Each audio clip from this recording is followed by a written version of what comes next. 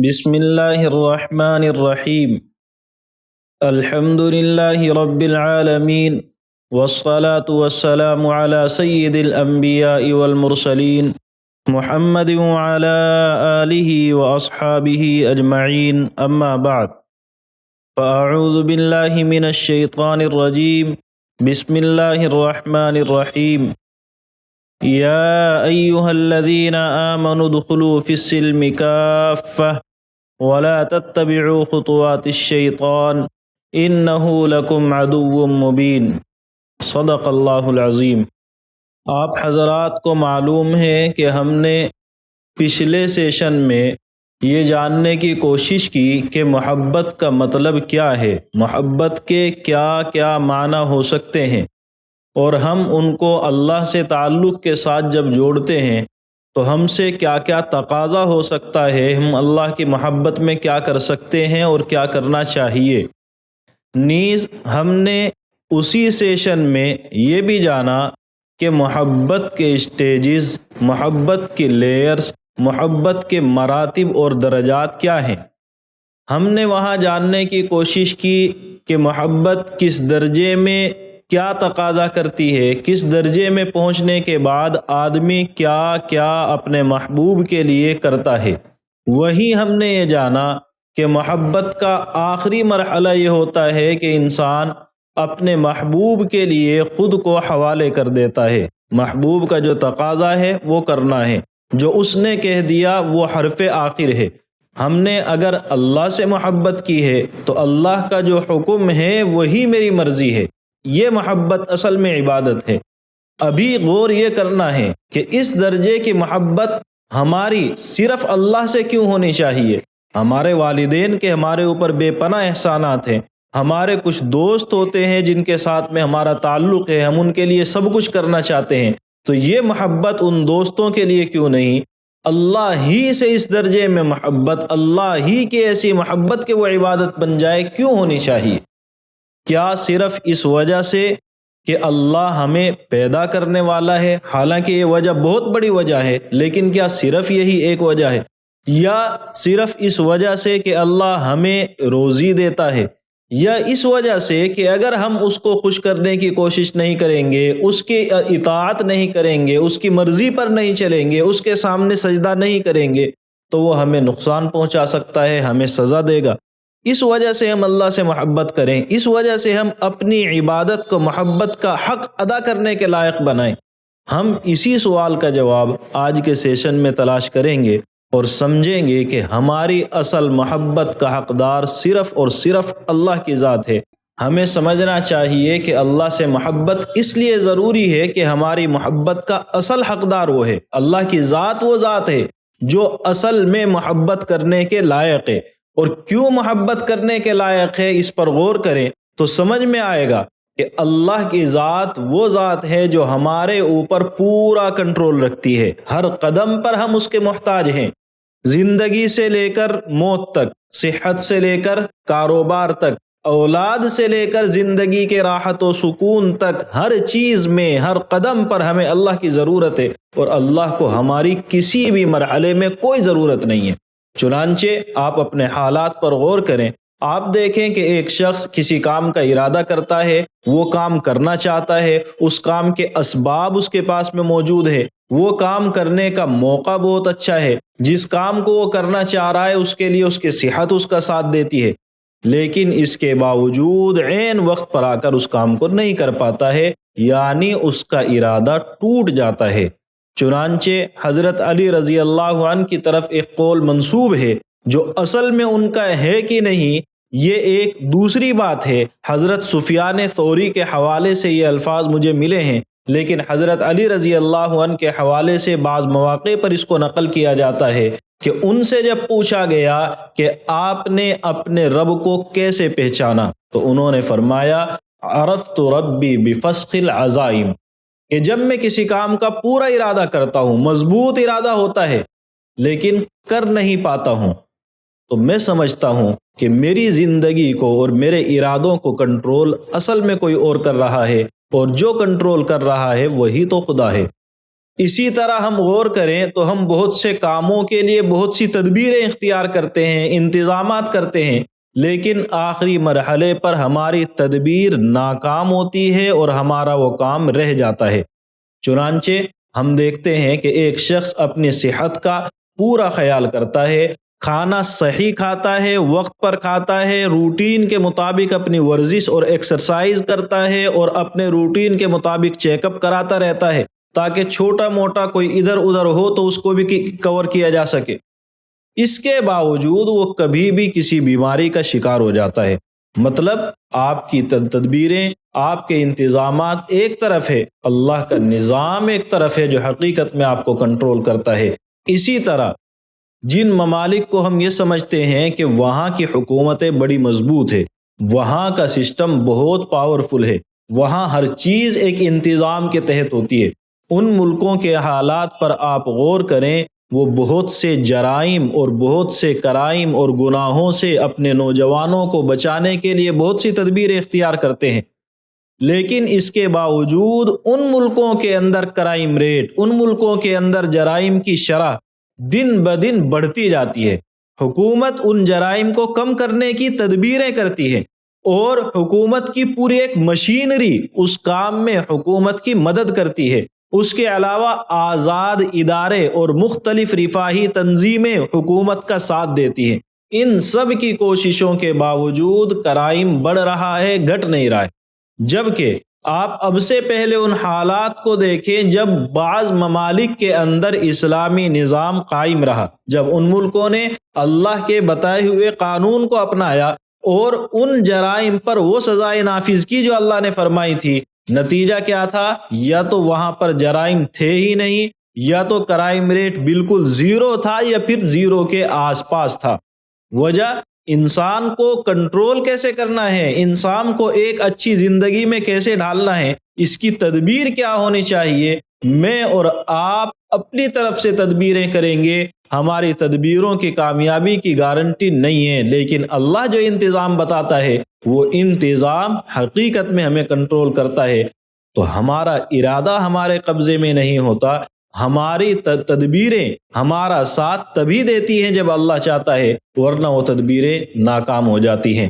آپ اپنے آس پاس کے حالات پر غور کریں، ایک شخص بالکل صحیح سلامت ہے، سفر کرنے کا اس کا ارادہ ہے، سفر کا منصوبہ بہت اچھے ڈھنگ سے اس نے بنایا ہے، جس گاڑی میں سفر کرنے والا ہے بہت اچھی ہے، جس روڈ پر جانے والا ہے بہت شاندار ہے، جو ڈرائیور اس کی گاڑی کو لے کر چلنے والا ہے بڑا ماہر ہے۔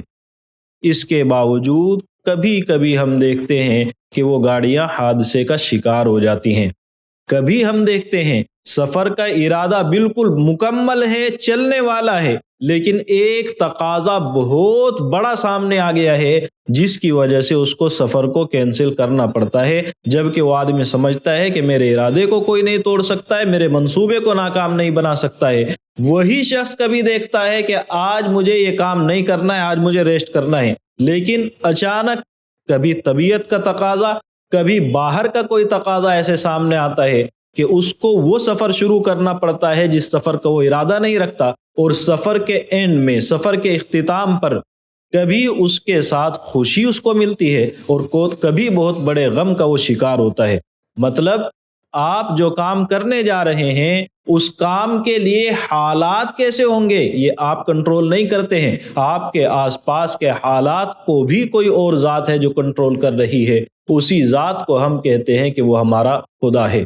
آپ اس کے علاوہ غور کریں، ایک شخص ایک کاروبار شروع کرتا ہے، جس کاروبار کو وہ کرنا چاہتا ہے اس کاروبار کی نالج اس کو مکمل ہے، پوری مہارت رکھتا ہے، جس جگہ کاروبار شروع کر رہا ہے وہ جگہ اس کاروبار کے بالکل لائق ہے، یعنی لوکیشن بہت اچھی اس نے منتخب کی ہے، جو سامان وہ مارکیٹ میں لا کر بیچنے والا ہے وہ سامان مارکیٹ کے لیول کا ہے بلکہ اس سے بہتر ہے، مارکیٹنگ اس کو بہت اچھے سے آتی ہے، اس نے بہت اچھے ڈھنگ سے اپنی مارکیٹنگ کی ہے، محنت پوری کرتا ہے، ٹائم پر آ رہا ہے، ٹائم پر جا رہا ہے، کاروبار اٹھ بھی جاتا ہے، لیکن پھر کبھی کسی حادثے کا شکار ہوتا ہے، کبھی کوئی رکاوٹ سامنے آ جاتی ہے، کبھی کاروبار سرے سے اٹھتا ہی نہیں ہے۔ آپ دیکھتے ہیں ایک ہی کاروبار میں کر رہا ہوں، ایک ہی کاروبار میرے سامنے والا ایک شخص کر رہا ہے، اس کا کاروبار ابھرتا جا رہا ہے، اسی جگہ پر رہتے ہوئے میرا کاروبار ڈوب رہا ہے۔ ایک شخص اتنی ہی محنت صبح سے لے کر شام تک کرتا ہے، دوسرا شخص اتنی ہی محنت صبح سے لے کر شام تک کرتا ہے، ایک ان میں سے بہت ترقی کر جاتا ہے اور دوسرا بہت پیچھے رہ جاتا ہے۔ یعنی آپ کی روزی آپ کے کنٹرول میں نہیں ہے۔ اس سے آگے بڑھ کر آپ غور کریں، آپ کی خود کی زندگی اور موت آپ کے قبضے میں نہیں ہے۔ ایک شخص جس کو اللہ نے بڑی وسعتیں دی ہیں، بڑی مالی فراوانی اس کے پاس میں ہے، لیکن اس کے باوجود جب وہ بیمار ہوتا ہے، ڈاکٹروں کی ایک اچھی ٹیم کو ہائر کرتا ہے، ایک آدھ ڈاکٹر نہیں، بہترین ہاسپٹل کا انتخاب کرتا ہے، اس ہاسپٹل کے اندر ماہر ڈاکٹر ہوتے ہیں اور وہ اپنا واقعتاً دیانت داری کے ساتھ 100% اس پر دیتے ہیں، لیکن اس کے باوجود وہ آدمی کے زندگی کو بچانے میں ناکام ہوتے ہیں۔ آخر میں کہتے ہیں کہ ہم بچا نہیں سکے۔ یعنی انسان اپنی سب سے زیادہ قیمتی چیز جو اس کی زندگی ہے، اس کو بچانے میں ناکام ہوتا ہے، ساری انتظامات کے باوجود، اپنی بھرپور طاقت اور بہترین تدبیروں اور انتظامات کے باوجود۔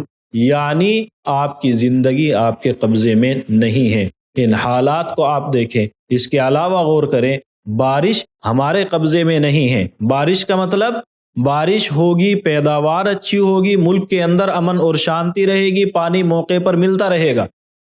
اگر بارش نہیں ہوئی تو پانی کی قلت کا سامنا کرنا پڑے گا، بارش نہیں ہوئی، پیداوار اچھی نہیں ہوگی، ہمارا ملک قحط سالی میں چلا جائے گا۔ یہ ہمیں معلوم ہے، ہماری حکومتیں یہ چیزیں جانتی ہیں۔ اس کے باوجود اگر بارش کا فیصلہ ادھر سے نہیں ہو رہا ہے، مضبوط سے مضبوط حکومت بارش نہیں کرا سکتی ہے۔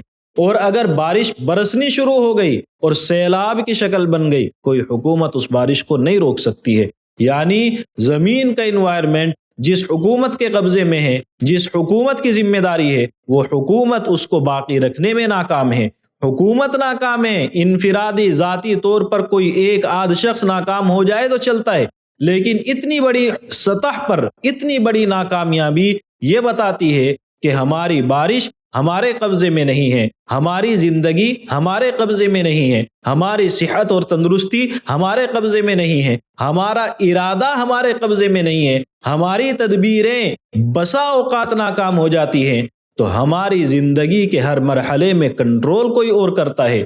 اب آپ غور کریں، ہمیں چاروں طرف سے ایک ذات نے گھیر کر کے رکھا ہے، ہم ہر قدم پر اس کے محتاج ہیں اور اس کو ہماری ایک ذرے کے برابر کوئی ضرورت نہیں ہے۔ اس توازن کو آپ دنیا میں دیکھیں، اس کمپیریزن کو آپ دنیا میں غور کریں اور اب دیکھیں کہ کسی شخص کے ساتھ ہمیں ادنا سی چھوٹی سی ضرورت ہے اور اس کو ہماری کوئی ضرورت نہیں ہے۔ وہ شخص آپ کے ساتھ جو برتاؤ کرتا ہے، آپ اس کے سامنے جیسے بے بس ہوتے ہیں، اللہ سے ہماری اتنی زیادہ ضرورتیں ہیں اور اس کو کوئی ضرورت سرے سے نہیں ہے۔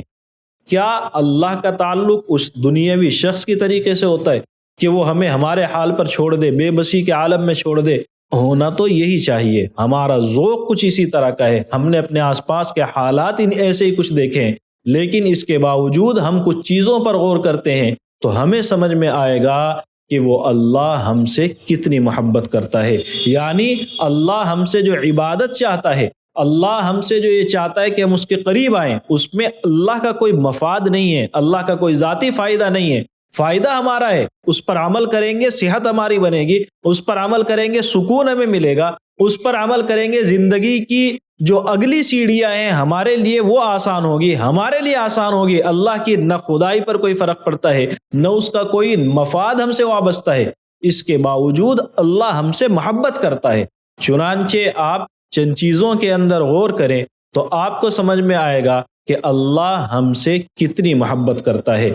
پہلی چیز آپ یہ دیکھیں کہ اللہ تعالیٰ نے ہمیں اس وقت میں وجود دیا ہے جب ہمارا سرے سے کوئی وجود تھا ہی نہیں۔ ہم نے اللہ کے سامنے کوئی اپلیکیشن، کوئی درخواست نہیں لگائی تھی، کوئی مطالبہ نہیں کیا تھا۔ ہمارے دنیا میں آنے نہ آنے سے اس وقت کسی کو کوئی خاص فرق پڑنے والا نہیں تھا۔ اس حالت میں اللہ نے ہمیں دنیا میں آنے کا حق دیا، ہمیں اللہ نے وجود بخشا۔ یعنی ہم کچھ نہیں ہوتے، اس کے باوجود اللہ ہمیں وجود بخش دیتا ہے، جسم دیتا ہے، اس جسم کے اندر جان ڈال دیتا ہے، ہمیں عقل دیتا ہے، زبان دیتا ہے، ایسی صلاحیتیں دیتا ہے کہ ہم زندگی میں کچھ کر گزریں۔ اور ان سب صلاحیتوں، جسم، جان عقل سمجھ بوجھ کو دینے کے بعد دنیا کی ہر نعمتیں ہمارے تابع کر دیتا ہے، ہمارے لیے مسخر کر دیتا ہے۔ اللہ فرماتا ہے کہ اللہ نے آسمانوں اور زمینوں کی ہر چیزیں تمہارے تابع کر رکھی ہیں۔ تو اللہ کی یہ ایک پہلی نعمت کہ اللہ نے ہمیں وجود بخشا، اللہ نے ہمارے وجود کو کسی لائق بنایا، اور لائق بنانے کے بعد زمین کی ہر نعمتوں کو ہمارے تابع کر دیا۔ پھر آپ غور کریں کہ اللہ کی ذات وہ ذات ہے جو یہ جانتا ہے میرا یہ بندہ گنہگار ہے، اور ہمارے پیدا ہونے سے پہلے جانتا ہے کہ یہ مجرم ہوگا، اور ہم اس کی نافرمانیاں اس کے سامنے کرتے رہتے ہیں۔ ہونا یہ چاہیے تھا کہ اللہ تعالیٰ ہمیں سزا دیتا، اللہ تعالیٰ ہمیں کسی لائق نہ چھوڑتا، بلکہ ہونے سے پہلے ختم کر دیتا۔ اس کے باوجود اللہ ہمیں زندگی دیتا ہے، ہمیں رزق دیتا ہے، ہمیں اولاد دیتا ہے، اس اولاد کو پالنے کے لیے اسباب فراہم کرتا ہے، اور پھر انبیاء کو بھیجتا ہے، ایک سلسلہ قائم کرتا ہے۔ اللہ ہمیں احساس دلاتا ہے کہ تم غلط کر رہے ہو، میرے پاس میں آ جاؤ، توبہ کا موقع دیتا ہے، اور بندہ توبہ کر لے تو اللہ تعالیٰ اس کو قریب کر لیتا ہے۔ یہ تیسری چیز ہے جس پر ہم غور کریں کہ جب بندے کو احساس ہو گیا کہ ہاں میں نے غلط کیا ہے، اور وہ اللہ کے سامنے آ کر ایک مرتبہ کہہ دے کہ اے اللہ مجھ سے غلطی ہو گئی ہے، اللہ اس کو اپنے قریب بلاتا ہے۔ اللہ اس شخص کو دھتکارتا نہیں ہے، اللہ اس شخص کو بڑی عزت دیتا ہے، اور یہ کہتا ہے قُلْ يَا عِبَادِيَ الَّذِينَ أَسْرَفُوا عَلَىٰ أَنفُسِهِمْ لَا تَقْنَطُوا مِن رَحْمَةِ اللَّهِ۔ اے میرے بندو، کن لوگوں سے کہہ رہا ہے؟ جن لوگوں نے شرک کیا، جن لوگوں نے فسق و فجور، بدکاری، بد دیانتی، فحاشی، عریانیت کے اندر جنہوں نے آخری حدیں پار کر دی، وہ بندے کو جب احساس ہوا اور وہ یہ کہتا ہے اللہ مجھ سے غلطی ہو گئی ہے، اللہ کہتا ہے تو میرا بندہ ہے، تو پریشان کیوں ہوتا ہے؟ تجھے احساس ہو گیا کافی ہے، آ جا، میں آج بھی تیرے لیے اپنی رحمت کے دروازے کھول کر کے رکھوں گا۔ میری رحمت تیرے جیسوں کے لیے تو ہے، تو رحمت سے نا امید کیوں ہوتا ہے؟ دنیا والوں کی طرح میرے یہاں نظم نہیں چلتا ہے کہ شرمندگی کے ساتھ آنے والے کو ٹھکرا دیا جائے، شرمندگی کے ساتھ آنے والے کو رسوا کیا جائے۔ اللہ کی یہ شان نہیں ہے۔ اللہ کہتا ہے تو آج بھی میرا ہے، آ تو جا میرے پاس میں۔ تو اللہ کی یہ محبت نہیں ہے تو پھر اور کیا ہے؟ آپ غور کریں کہ اگر خدا نہ خواستہ ہم نے کسی شخص کو زندگی میں ایک بار دھوکہ دے دیا ہے، اس کی مرضی کے خلاف ہم نے کام کر دیا ہے، جس نے کبھی ہمارے اوپر احسان کیا تھا، تو کیا کبھی وہ دوبارہ ہمارے ساتھ اچھا برتاؤ کرنے کے لیے تیار ہوگا؟ کیا کبھی ہمیں وہ یہ موقع دے گا کہ ہم اپنے آپ کو صحیح ثابت کر سکیں؟ کبھی بھی نہیں۔ اور اللہ کے سامنے 1000 مرتبہ آپ جائیں اور 1000 بڑے بڑے گناہ کر کے چلے جائیں، اس کے باوجود اللہ کہتا ہے تو میرا ہے۔ تو یہ خدا کا فضل نہیں ہے تو پھر کیا ہے؟ آپ غور کریں، اللہ تعالیٰ ایک ظالم کو بھی اس کے ظلم کے باوجود انصاف دینے کا حکم دیتا ہے۔ اللہ کی ذات وہ ذات ہے جو خود کہتا ہے میں عدل ہوں، یعنی سراپا انصاف میرا کام ہے، کسی کے حق کو ادھر سے ادھر نہیں کرتا ہوں۔ وہی اللہ جو خود انصاف کرنے والا ہے ہمیں کہتا ہے کہ جو ظالم تمہارے پاس آئے اس ظالم کے ساتھ احسان کرو۔ اور الفاظ کیا ہیں؟ کسی قوم کی دشمنی میں آ کر کے انصاف کا دامن مت چھوڑنا، ہر حال میں انصاف کرنا، کسی قوم کی دشمنی میں۔ اور خطاب ہے ایمان والوں کو، جس کا مطلب ہوتا ہے کہ اس دشمنی کی بنیاد اس کا کفر ہے، اس دشمنی کی بنیاد اس کی بددینی ہے۔ اس بددینی اور ظلم اور کفر کے باوجود تمہیں یہ حق نہیں پہنچتا ہے کہ اس کے ساتھ ناانصافی کرو۔ کس درجے میں انصاف قائم کرو؟ اس درجے میں کہ اس انصاف کی وجہ سے تمہاری ذات کو نقصان ہونے والا ہے۔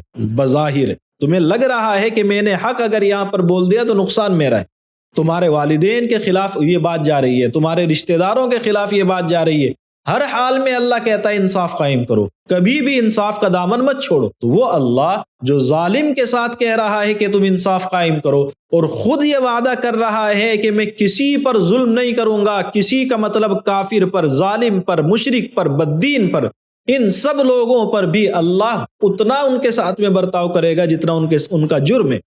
مطلب صاف ہے کہ اللہ کسی بھی مرحلے میں آنے کے باوجود اپنے بندے کے ساتھ ظلم کی اجازت نہیں دیتا ہے۔ اللہ کی ذات وہ ذات ہے جو یہ کہتا ہے کہ تمہارے غلام تمہارے بھائیوں کے درجے میں ہیں، تمہارے خادم تمہارے بھائیوں کے درجے میں ہیں، تمہارے قیدی ایسے ہیں جیسے تمہارے بھائی ہوتے ہیں۔ چنانچہ اللہ کے رسول صلی اللہ علیہ وسلم نے ایک موقع پر ارشاد فرمایا، تمہارے جو خادم ہیں، تمہارے جو غلام ہیں، تمہارے جو قیدی ہیں وہ تمہارے بھائی ہیں، اللہ نے انہیں تمہارے ماتحت کر دیا ہے، ان کے اوپر تمہیں تسلط دے دیا ہے، تمہیں اختیار دے دیا ہے، لہٰذا انہیں وہی کھلانا جو تم کھاتے ہو، انہیں ویسا پہنانا جیسے تم خود پہنتے ہو، ان پر ایسا بوجھ مت ڈالنا جو ان کی طاقت سے زیادہ ہو، اور اگر کبھی ایسا ہو جائے کہ ایسا کام ان کے سر پر پڑ جائے جو ان کی طاقت سے زیادہ ہے تو اب ان کی مدد کرنا، ان کا ہاتھ بٹانا۔ کن کا؟ جو ہمارے غلام ہیں۔ کن کا؟ جو ہمارے خادم ہیں، جو کام کرنے کے پیسے لیتے ہیں۔ آپ آج کے کلچر پر یا کبھی بھی کسی بھی زمانے کے حالات پر غور کریں کہ ایک انسان جس کو ملازمت پر رکھتا ہے اس کے کام میں کبھی ہاتھ بٹاتا ہے کیا؟ اس روئے زمین کا سب سے بہترین شخص، اللہ تعالیٰ کا سب سے محبوب بندہ، اللہ کا پیغام ہم تک پہنچانے والا، وہ کیا کہتا ہے کہ تمہارے غلام، تمہارے خادم، تمہارے بھائی ہیں، ان کے ساتھ بھائیوں کے جیسا برتاؤ کرو۔ ان حالات پر آپ غور کریں جن حالات میں ہمارے محبوب رسول نے کہا ہے جاہلیت کا زمانہ ہے، ظلم و تشدد کا زمانہ ہے، اپنے قید میں رہنے والوں کو ستانے کا زمانہ ہے، ان حالات میں اللہ کے رسول فرما رہے ہیں کہ نہیں، تم جیسے اپنے رشتہ داروں کے ساتھ، اپنے سگے بھائیوں کے ساتھ برتاؤ کرتے ہو، ایسے اپنے ماتحتوں کے ساتھ برتاؤ کرو۔ آپ غور کریں، اللہ فرماتا ہے غلام کو آزاد کر دو، مجھ سے ثواب لے کر کے جاؤ، غلام کو آزاد کر دو، تمہارے گناہوں کو میں معاف کر دوں گا۔ یعنی وہ لوگ جو اپنے ظلم کی بنیاد پر، اپنے کفر کی وجہ سے تمہارے ساتھ جنگ کر رہے تھے اور اس جنگ کے اندر تمہارے قیدی بن گئے ہیں، وہ لوگ جب تمہارے پاس آتے ہیں تو تمہاری کیا ذمہ داری ہے؟ ان کے ساتھ اچھا برتاؤ کرو، انہیں آزاد کر دو، تمہیں صدقے کا ثواب ملے گا۔ نیکی کا سب سے بڑا راستہ، سب سے بڑا دروازہ اللہ نے قرار دیا فک رقبہ، کسی غلام کو آزاد کر دینا۔ اور غلام کو آزاد کرنے کے لیے اللہ کے رسول نے ترغیب ہمیں دی۔ آپ نے فرمایا جو شخص کسی غلام کو آزاد کر دے، اللہ تعالیٰ قیامت کے دن اس غلام کے ہر عضو کے بدلے اس آزاد کرنے والے کے ہر باڈی پارٹ، ہر عضو کو اللہ جہنم سے آزاد کر دے گا۔ ایک مومنین کے ساتھ، ان کے ایمان کی بنیاد پر جنگ کرنے والے کے ساتھ اللہ فرماتا ہے اچھا برتاؤ کرو، محبت کا اظہار کرو، اس کو آزاد کرو، بدلہ اور ثواب مجھ سے لے کر کے جاؤ۔ وجہ کیا ہے؟ صرف ایک وجہ ہے کہ وہ اللہ ان ظلم و تشدد کے باوجود اپنے بندے سے محبت کرتا ہے، وہ اپنے بندے کو آزاد رہ کر سوچنے کا موقع فراہم کرتا ہے، وہ یہ موقع دیتا ہے کہ تو میری بات کو سمجھ جا، میرے دین کو سمجھ جا۔ پھر آپ غور کریں کہ اللہ تعالیٰ ہمیں ہمارے جرم پر، ہمیں ہمارے گناہ پر ایک دم سے گردن سے نہیں پکڑتا ہے، مہلت دیتا رہتا ہے، مہلت دیتا رہتا ہے۔ دنیا آپ کے جرم پر سزا دینا پہلا حق سمجھتی ہے، اللہ آپ کے ہر جرم کے باوجود آپ کو معاف کرتا ہے۔ اللہ فرماتا ہے قسم توڑ کر کے آ رہا ہے، کفارہ دے دے، معاف کر دوں گا، 10 مسکینوں کو کھانا کھلا دے۔ آپ نے کسی کو غلطی سے قتل کر دیا ہے، شرعی نظام ہے، یہ بات ثابت ہو گئی ہے کہ قتل غلطی سے تھا، اللہ فرماتا ہے ایک غلام کو آزاد کر دے، روزے رکھ لے، میں تجھے معاف کر دوں گا۔ کسی شخص نے جان بوجھ کر کے روزہ توڑ دیا، روزہ وہ عبادت ہے جس کو اللہ کہتا ہے میرے لیے ہے، تو وہ عبادت جو اللہ کے لیے ہے، اس عبادت کو جان بوجھ کر کے کوئی توڑتا ہے، اللہ فرماتا ہے 60 مسکینوں کو کھانا کھلا دے، میں تجھے معاف کر دوں گا۔ یعنی میرے پاس چلے تو آؤ، توبہ کر لو، سزا سے پہلے توبہ کا دروازہ کھول کر کے رکھتا ہے، جب تک جان نکل نہیں جاتی تب تک دروازہ کھلا ہوا ہے۔ تو یہ مہلت آپ کو دنیا کا کوئی نظام نہیں دیتا ہے کہ اتنے آخری مرحلے تک آپ اس سے توبہ کریں، اتنے آخری مرحلے تک آپ اپنی غلطی پر شرمندگی کا اظہار کر دیں اور وہ یہ کہہ دے کہ ہاں میں نے تمہیں معاف کر دیا۔ ایک طرف اللہ کی ذات، وہ ذات ہے جو کہہ رہا ہے کہ انصاف کا دامن مت چھوڑو، دوسری طرف اللہ کی محبت ہے، وہ ہمیں کہہ رہا ہے کہ میرے پاس میں آ تو جاؤ۔ اس لیے آپ غور کریں کہ اللہ اگر چاہتا تو مجرموں کو پیدا ہوتے ہی ختم کر دیتا، اللہ اگر چاہتا ظالموں کو دنیا میں ذلیل کر دیتا، اللہ اگر چاہتا قیدیوں سے رحم کا سلوک نہ کرتا، اللہ اگر چاہتا نافرمان کو توبہ کی مہلت نہ دیتا، لیکن اللہ ایسا نہیں کرتا کیونکہ وہ اللہ محبت کرنے والا رب ہے۔ تو اب آپ دیکھیں کہ اللہ تعالیٰ کی محبت صرف روزی، زندگی، اولاد، صحت و تندرستی، ٹینشن کو دور کرنے، ان چیزوں کے اندر نہیں دیکھنی ہے، بلکہ اللہ کی محبت کو آپ اس سے آگے بڑھ کر کے دیکھیں۔ آپ یہ دیکھیں کہ اللہ ہمیں وجود بخشتا ہے جب ہمارا کوئی وجود نہیں ہے، اللہ ہمیں ہمارے گناہوں کے بعد بھی کہتا ہے کہ تم میرے اپنے ہو۔ اللہ ہمیں اپنے دشمنوں کے ساتھ بھی کہتا ہے کہ ان کے ساتھ انصاف کا معاملہ کرو۔ اللہ ظالم کو اس کے ظلم کے باوجود موقع دیتا ہے۔ اللہ ہمیں یہ پابند کرتا ہے کہ تم کسی قیدی کو بھی اپنا بھائی سمجھو، اس کے ساتھ اپنے بھائیوں کے جیسا برتاؤ کرو۔ اللہ ہمیں کہتا ہے وہ شخص جو اپنے کفر کی بنیاد پر، جو لوگ پروپیگنڈا کرتے ہیں ان کو پتہ ہونا چاہیے، وہ شخص جو اپنے کفر کی بنیاد پر قیدی بنا تھا، اللہ کہتے ہیں اس کو آزاد کرو، بدلہ میں تمہیں دوں گا، ثواب میں تمہیں دوں گا۔ اللہ کی ذات وہ ذات ہے جو گنہگاروں کو آخری مرحلے تک توبہ کرنے پر بھی معاف کر دیتا ہے۔ تو اللہ کے ساتھ ہمارا برتاؤ کیا اس درجے میں ہے جو اللہ کی محبت ہمارے ساتھ میں ہوتی ہے؟ کیا اس کا حق ہم ادا کرتے ہیں؟ اگر ہمیں لگتا ہے کہ ہم واقعتاً حق ادا کرتے ہیں تو چند چیزوں پر آپ غور کریں، آپ کو سمجھ میں آئے گا کہ آپ اپنے اس دعوے میں، آپ اپنے اس خیال میں کہ ہم اللہ کی محبت کا ہم حق ادا کر رہے ہیں، کتنے سچے ہیں اور کتنے صحیح ہیں۔ ہم غور کریں کہ اگر اللہ سے محبت ہے تو پھر ہمیں اللہ کا نام لینے میں، اللہ کے ذکر میں مزہ آنا چاہیے، ہمارا دل لگنا چاہیے۔ اللہ کی خوشی ہمارے لیے سب سے پہلی ترجیح ہونی چاہیے۔ میری اولاد ایک ڈیمانڈ کرتی ہے کہ آپ کو یہ کام کرنا ہے، میرے گھر والوں کا ایک تقاضا ہے، میرے خاندان اور میری سوسائٹی کا ایک ماحول بنا ہوا ہے اور وہ سارے ماحول اللہ کے حکم کے خلاف ہے۔ اللہ کا حکم ان سب کے اپوزٹ، ان سب کے خلاف تقاضا کر رہا ہے۔